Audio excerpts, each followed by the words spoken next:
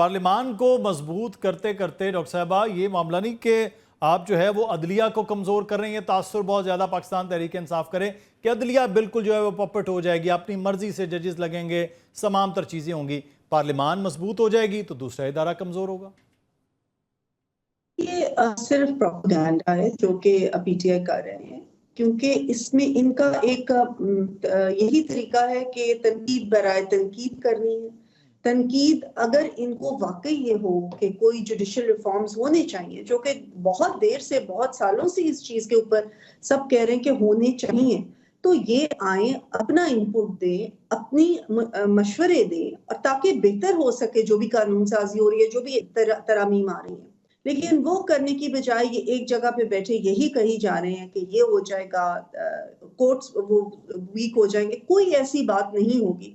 Supreme court نے اپنا کام کرنا ہے اور جو پارلیمنٹ ہے انہوں نے اپنا کام کرنا ہے۔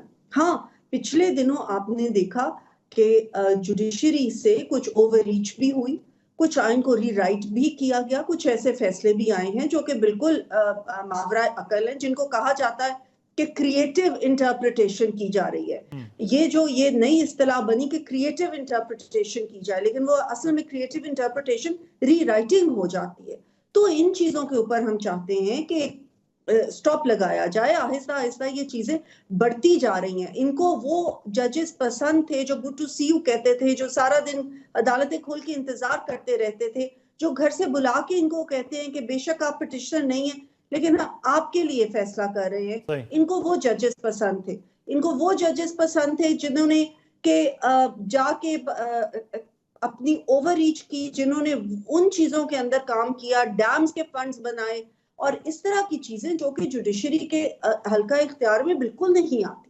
اب آ کے اگر ہم یہ کہتے ہیں کہ سپریم کورٹ کے جج کو چوز کرنے کا طریقہ اس طریقے سے بنا دیا جائے کہ ایک کمیٹی اس کو بیٹھ کے چوز کرے، تو اس میں کیا جوڈیشری ویک ہوگی؟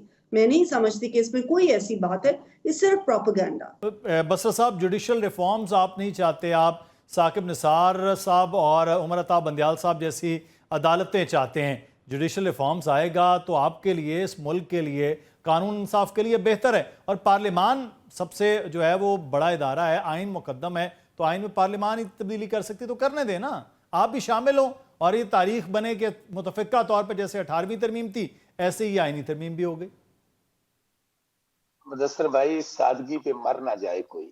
اب یقین مانے مسلم لیگ نون کے نا جو فارم 47 پہ جتوائے گئے ہیں، 4-5 میرے دوست ہیں، تو مجھے ایک دوست، ہم لوگ بیٹھے ہوئے تھے اکٹھے کہیں پہ، کہنے لگا جب ہم گھر جاتے ہیں نا تو ہمارے بچے ہمیں کہتے ہیں کہ پاپا، وہ ٹاک شوز میں بھی آتے ہیں کہ ابو جھوٹ نہ بولا کریں، ہمیں کالج میں یونیورسٹی میں جا کے شرمندگی ہوتی ہے۔ آج کل وہ دنیا نہیں رہ گئی، نہ وہ پاکستان رہ گیا، یہ ڈیجیٹل دور ہے۔ یہ میں پھر کہہ رہا ہوں، یہ 70-80 کے پاکستان سے باہر ہیں۔ یہ میری بہن ہے شیزہ، یقین مانے میں تو چونکہ خاتون ہے اور بڑی میرے لیے بہت قابل احترام ہے، ان کے والد صاحب کو سیاست میں ایک نام تھا۔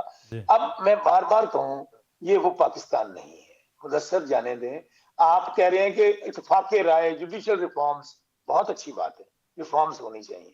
آپ مجھے بتائیں کہ وہ اتوار کے دن اور رات کے 3 بجے میں آپ سے ایک وقت بھی کم ہو رہا ہے، آپ کو حامی مل جائے گی، آپ ہو جائیں گے؟ مطلب اگر کل کو آپ شامل ہو جاتے ہیں تو یہی پارلیمان ہوگی، یہی لوگ ہوں گے فارم 45-47 میں، اگر آپ اس کے ساتھ ہو جاتے ہیں تو پھر نہیں، سوال ہی پیدا نہیں ہوتا۔ ہمیں تو پہلے دن پیپلز پارٹی، اس کے باوجود کہ ہمارا نشان چھین لیا گیا، پارٹی توڑ لی گئی، ہمیں الیکشن نہیں لڑنے دیا گیا، تجویز کی ڈھا لی دی، فارم 47 2/3 میجارٹی بدل دی گئی، اس کے باوجود صحیح میجارٹی پارٹی تھی۔ چلیں اب یہ آپ چیئرمین جو ہے وہ آپ کے وہ بانی جو ہے وہ کیا کرتے ہیں۔ بہت شکریہ شوکت بسرا صاحب آپ کے وقت کا، ڈاکٹر شیزہ منصب صاحبہ آپ کا بھی بہت شکریہ، اور قمر زمان قاہرہ صاحب پاکستان پیپلز پارٹی کے رہنما آپ کا بھی بہت شکریہ۔